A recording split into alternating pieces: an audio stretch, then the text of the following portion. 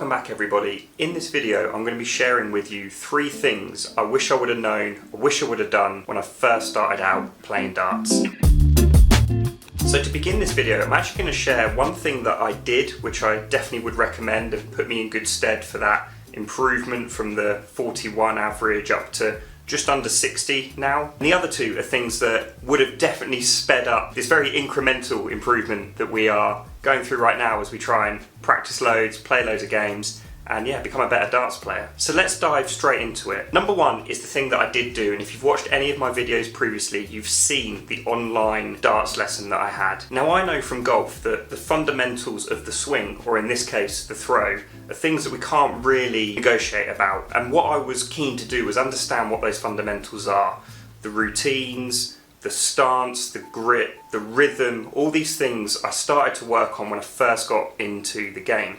And I did that through having a virtual darts lesson with a guy called Daniel from Straight to the Point Darts, and that definitely put me in good stead to work on things that will give me that strong foundation. One of the things he spoke to me about, and one of the things I was doing, was picking the dart up while I got my feet in line. But actually what he suggested, and makes total sense for repetition and being in the same position each time, is getting up to the oche, taking our stance, looking up at the target, so getting our head in position, and then raising the dart up, ready for our throw. And that seems to have worked really well for me in terms of dealing with some of the nerves, making sure I'm doing the same thing each time I stand to the oche, whether that's online darts here, playing in the ODKL, or in some of the venues and events that we got particularly busy in towards the end of last year.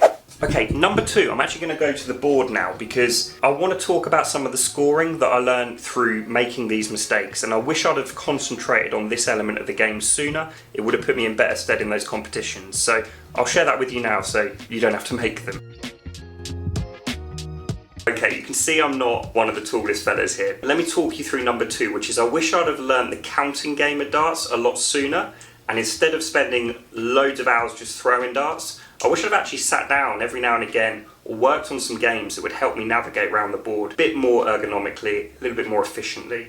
So, 2 things. This actually happened yesterday. I was playing an ODKL game. The opponent was on 118 and he put his first dart in the single 20. That left 98, which he followed up with a treble 20, and that left 38, which meant he was down on double 19 and was really struggling to see out the leg. I actually pinched this leg, well ahead of me in the scoring, but struggled down here. Really difficult finish, right? Double 19. What the play should have been is certainly starting at treble 18. By aiming at treble 18, if he would have hit the single, he's left on 100, and that is a far easier, all right, for depending on your level, but of course, you'd rather have 100 than 98, right? You can go treble 20 for double tops. If you miss on the inside, you're left with double 10. Whereas if you miss on the inside of double 19, you now need to burn another dart if you want to go that way. Up to you. So I wish I would have learned that element of the game sooner. Second example is actually the context of where you throw your first dart. Let me explain what I mean. So I was always taught that 62 is treble 10, double 16. If we hit the single 10, we can go up for single 20 and again be back down for double 16. Now I know some of you will prefer other methods, but that's pretty standard. You see that on TV quite a lot. However, say we've got 2 darts left and our opponent is already on a finish. We actually don't want to go for treble 10. We want to be aiming for single 12 or treble 12, but if we hit the single, we have still got 1 dart at the bullseye to win the leg, if I can find it. Of course, that is a really difficult shot still to hit the bullseye to win, but you're giving yourself a dart to win the leg. And I have noticed, looking back at some of my earlier footage, I wasn't going what was the best way or the most efficient way to winning a leg, and probably over the course of the year burnt so many darts and opportunities to win legs by just making real simple mathematical mistakes.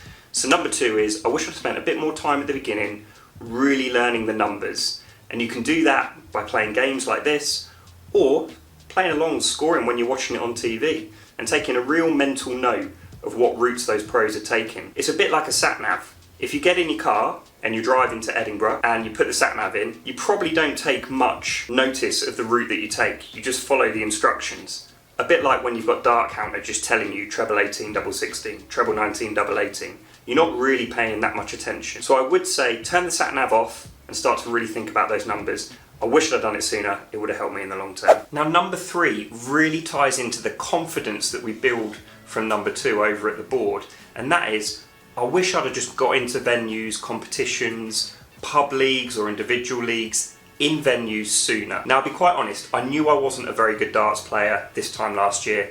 I knew I had technical issues that I was working on, I knew my counting wasn't all that strong, and it really put me off going in the venue. What if I've got a chalk and I can't count? What if I make a mistake? What if I look silly? What if I lose every single game? All those things were running through my head, plus the fact I was trying to actually do a YouTube channel at the time to try and document this journey, and I was like, well, what kind of guy wants to document a journey but won't actually get himself into the venue? So I put that off. I did a couple, I was super nervous, you could see from the footage, if you've watched any of my vlogs, that my hand was shaking, and I just felt well uncomfortable in that environment. But fast forward now, particularly I've gone down the ADC route, you may be someone that wants to just get in pub leagues and get that team environment. Hey, whatever's your preference, go and do it. I wish I'd have gone and done it sooner. I'd have become more comfortable and confident in that environment 6 months earlier, so it would have sped up our development.